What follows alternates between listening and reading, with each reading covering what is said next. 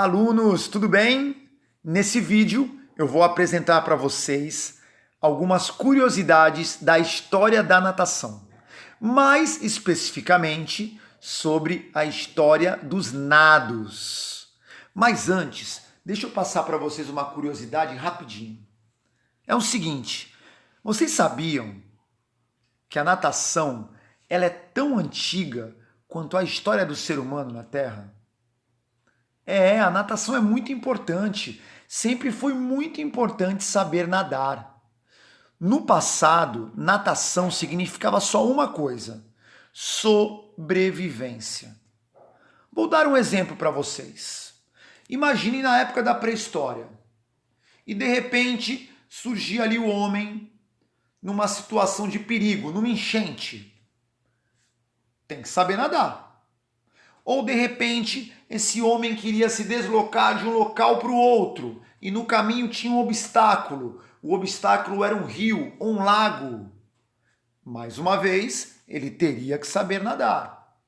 Ou de repente, essa pessoa queria pelo menos caçar para se alimentar, queria pescar. Mais uma vez, olha a água aí. Tem que saber nadar. Eu quero mostrar o que para vocês?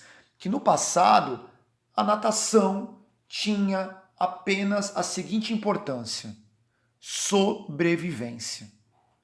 Ok? Olhem só essa foto agora, gente. Aqui é a foto de uma pintura rupestre que encontraram no norte da África, na Líbia. Essa pintura rupestre, gente, é a prova histórica mais antiga de que a natação sempre esteve presente no nosso planeta. Essa pintura rupestre, ela tem entre 7.000 e 9.000 anos, pessoal. Olha como isso é antigo. Olhem só como a natação sempre esteve conosco. Só mais para frente que perceberam que a natação faz muito bem para a nossa saúde, melhorando o condicionamento físico, auxiliando na postura, melhorando a nossa respiração e outros benefícios mais. Mas no passado era somente questão de sobrevivência. Ok? Mas bom, continuando nessa história da natação, eu vou falar para vocês agora qual foi o primeiro nado que surgiu. O primeiro nado que surgiu, pessoal, era um nado que parecia que a pessoa era uma rã nadando. Tinha uma semelhança muito grande com o nado peito. Para quem não lembra como é o nado peito, olhem só essa foto aqui. Olhem essa agora, ó. E o nado peito realmente parece que a pessoa é uma rã na água. Um sapinho na água, né? Eu já até falei isso para vocês em outros momentos. E só que o nome não era peito ainda. Era só um nado. Inventaram um jeito de nadar.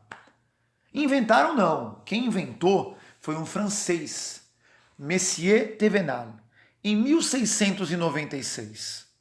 Esse nado aí, que não tinha o nome de peito ainda, ele fez muito sucesso em toda a Europa. Porque realmente era uma forma das pessoas aprenderem a se deslocar no meio líquido. Até então não tinha um jeito padrão de nadar. Essa pessoa padronizou uma forma de nadar. E aí foi possível ensinar para outras pessoas. Foi magnífico na época isso aí. E aí, pessoal, o tempo foi passando. E surgiu o nado costas. Tá? Quem inventou o nado costas foi esse homem aqui, ó. Oronzio de Bernardi. Ele era um italiano. Ele já conhecia aquele nado que parecia o nado peito, né? Parecia uma rã nadando. E resolveu inventar o costas. Só que aí, pessoal, o Oronzio de Bernardi, ele não inventou um costas parecido com o que a gente faz hoje. O costas que ele inventou eram costas que você fazia abraçada simultânea. Ou seja, você girava os dois braços juntos e a perna se movimentava como se fossem chutes na água para cima, tipo uma perna borboleta ao contrário, uma golfinhada, digamos assim. Esse era o nado costas na época. Só depois, mais para frente, que apareceu um americano por volta de 1912, chamado Harry Hebner. Esse sim deu uma modernizada nesse nado.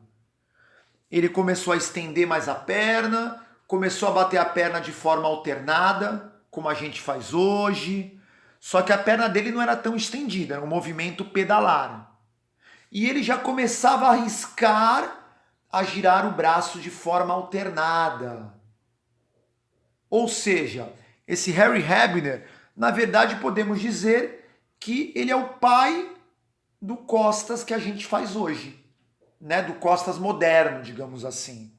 E o italiano foi quem começou tudo. É ou não é?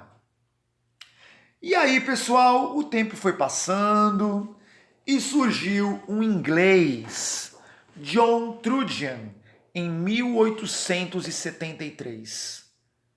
E ele, já sendo um ótimo nadador, resolveu inventar um terceiro nado. Um nado que seria o início do desenvolvimento do nado crawl. Mas não era nado crawl ainda, era nado Trudgian. Ele pegou o sobrenome dele para colocar o nome no nado. Ou chamava-se também nado over arm stroke. Esse nado também fez muito sucesso na época, 150 anos atrás, né, gente? Faz tempo, hein? E era um nado que era como se fosse um nado peito, aquele lá do começo, lembra que eu falei? Só que feito meio que com o corpo de lado e já com uma puxada que trazia uma semelhança com a puxada do crawl que a gente conhece hoje. E aí, pessoal, o tempo passou. Passou e apareceu um australiano, Richard Cavill. Esse sim chegou com o nado crawl, tanto que ele deu o nome de crawl australiano. Ele já fazia movimentos bem parecidos com o que a gente faz hoje. Girava o braço de forma alternada, quadril, barriga, peito, tudo voltado para baixo, ok? Já se batia a perna, como a gente bate hoje. Só que no momento da respiração, você pegava o ar na lateral ou na frente. O nadador escolhia a sua melhor forma. Mas aí já era muito mais parecido com o nosso crawl, né, gente? Só que o nome era crawl australiano. E aí o tempo foi passando e os americanos, só para mais ou menos 1920, 1930, modernizaram mais ainda o crawl, e aí ficou só com o nome de crawl, não era mais crawl australiano, e aí eles já implementaram somente a respiração lateral. Então a perna continuou batendo como era antes, alternada, as braçadas não mudaram muitos detalhes, mas o principal foi a respiração. Respiração só na lateral. Aqui, pessoal, só uma pequena curiosidade, tá?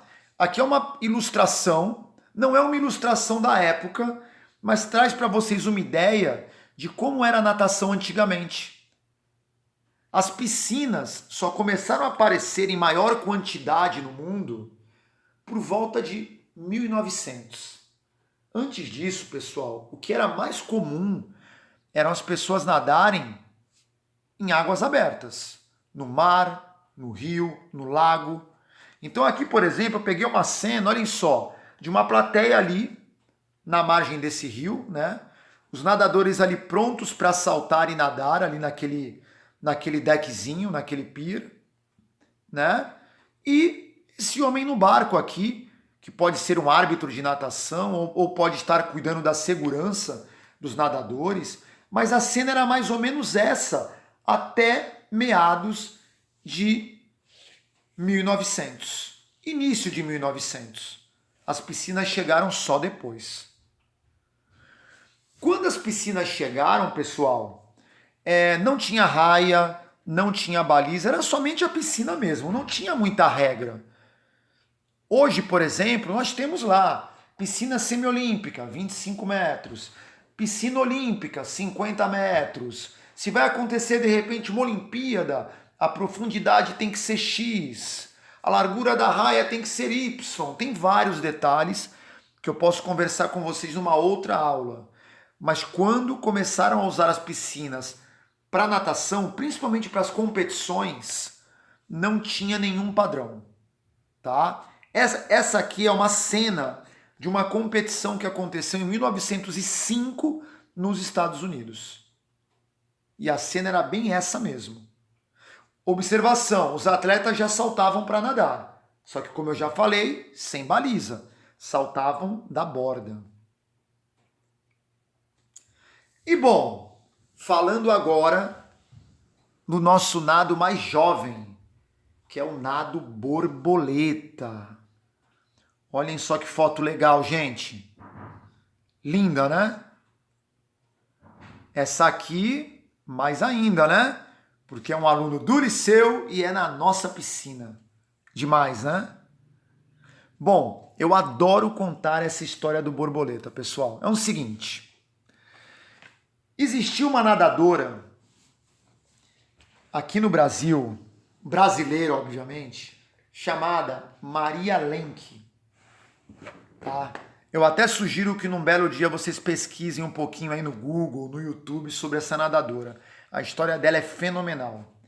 E ela foi nos Jogos Olímpicos de Berlim, na Alemanha, em 1936. E ela foi para lá para nadar o peito. Lembra daquele primeiro nado que surgiu? Ele foi desenvolvendo e se transformou no peito. Só que calma, não chamavam de peito ainda. Chamavam de nado clássico. Por que clássico? Porque foi o primeiro, tá? E ela estava lá nadando o clássico, que é o nosso atual peito, só mudou o nome. E ela resolveu, ao invés, deixa eu mostrar para vocês aqui, ao invés dela fazer o nado lá, que parecia uma rã, voltando com o braço por dentro d'água, ela resolveu o quê? Nadar o peito. Vou chegar na foto, turma. Tirando os dois braços da água. A regra permitia, na época. E quando ela começou a fazer isso aí, ela começou a diminuir muito os tempos dela. Nessa Olimpíada. E aí outros nadadores observaram e começaram a copiá-la. Alguns copiaram nessa Olimpíada, outros em outras competições de nível mundial e Olimpíadas e tudo mais. E esse nado peito, tirando os dois braços da água, fez muito sucesso. Só que chegou num certo momento que a FINA, que é a Federação Internacional de Natação, percebeu que eles tinham que ajustar essa regra no nado clássico. E eles fizeram o quê? Quer saber, gente? Agora, colocaram lá na regra. Os nadadores de peito são aqueles que voltam com o braço por dentro d'água. Os nadadores que optarem em tirar os dois braços para fora, como a Maria Lenk, participarão de um novo nado, chamado, adivinha o quê? Nado borboleta. E aí foi quando surgiu o nado borboleta. Então podemos dizer que a criadora do nado borboleta foi a brasileira Maria Lenk. Sem querer, mas foi. E aí surgiu o borboleta, só que era um borboleta como? Tirando os dois braços da água e a perna era aquela perna de sapinho. Era a perna do nado clássico. Certo? Só que aí mais pra frente chegou um japonês que era um mega nadador também, gente, chamado Jiro Nagasawa. E ele fez o quê? Ele aperfeiçoou o borboleta. Num belo dia, numa competição, ele, na prova de borboleta, tirou os dois braços da água, como a Maria Lenk fazia, E esse Jiro Nagasawa começou a bater os dois pés juntos. Perna de golfinho. Aquela perna de sereia que eu ensino para vocês na piscina, perna de tritão. Quando ele juntou essa braçada, girando os dois braços ao mesmo tempo, tirando da água, e ele colocou essa perna de golfinho, aí o tempo no borboleta diminuiu muito. E aí ele promoveu essa evolução técnica. E aí o que aconteceu? Vários nadadores começaram a copiá-lo também. Até que a Federação Internacional de Natação colocou esse jeito de nadar como a forma padrão do borboleta. E aí nasceu o borboleta moderno, através do Jiro Nagasawa. Então a brasileira criou e o Jiro Nagasawa aperfeiçoou. O Jiro Nagasawa, ele é o pai do borboleta moderno, o que a gente faz hoje. Ok? E eu tentei passar para vocês um pouquinho aqui da história dos nados, num brevíssimo resumo. Mas num belo dia a gente conversa um pouquinho mais sobre esse assunto. Mas bom, só para encerrar, gente, é o seguinte. Na história da natação, surgiram vários super, hiper, mega nadadores. Vários. A lista é quase infinita. Mas eu vou apresentar alguns para vocês que, na minha opinião, são muito importantes na nossa história. Foi difícil selecionar, mas eu acho que eu consegui. Além desses nadadores já citados, inventores dos nados, eu vou apresentar para vocês, para começar, esses dois aqui, ó. Do lado esquerdo de vocês, nós temos o Johnny Westmiller. Esse cara aí, ele foi o primeiro nadador a nadar 100 metros abaixo de 1 minuto. Isso foi em 1924, pessoal. Foi um fenômeno na época. E do nosso lado direito, temos o Duke Kahanamoku, outro super, mega, hiper nadador havaiano, tá? De origem havaiana, e que era meio que o rival ali do Johnny Westmiller. E para quem curte surf, deixa eu falar mais uma curiosidade. O Duke Kahanamoku, ele é considerado o pai do surf moderno. Vou falar por quê. Quando ele ia nas competições, principalmente no exterior, ele sempre tentava mostrar um pouco da cultura havaiana. E ele procurava sempre passar um pouco dessa cultura através do surf. Ele sempre dava um jeito de demonstrar o surf. Ele foi a principal pessoa que difundiu o surf pelo planeta. Aí nós temos também o Alexander Popov, fenômeno nos anos 90, especialista em nado crawl, medalhista mundial e olímpico. Tivemos também o Mark Pitts, segundo maior medalhista olímpico do planeta. Temos esse aqui que eu acho que vocês conhecem, o Michael Phelps, o maior medalhista olímpico de todos os tempos. 37 recordes mundiais, 19 medalhas olímpicas. Fenômeno também. Essa aqui é a Maria Lenk, a que criou o nado borboleta. Na minha opinião, a melhor nadadora que já existiu no Brasil e uma das melhores do mundo. Também tem várias medalhas de mundiais, campeonatos brasileiros, Olimpíadas, grande campeã. Temos também o Ricardo Prado, hoje é aposentado, é um senhor, mas também nadava muito bem, especialista em nado medley, já foi recordista nessa prova. Temos a Ana Marcela, é de Salvador, mas mora em Santos, campeã mundial de maratonas aquáticas, várias vezes, medalhista olímpica também. Esse aqui é o César Cielo, detém 2 recordes mundiais, ninguém bateu ele ainda, 50 e 100 livre, medalhista mundial e olímpico. Gustavo Borges, especialista no crawl, também um mega medalhista do mundo e em Olimpíadas.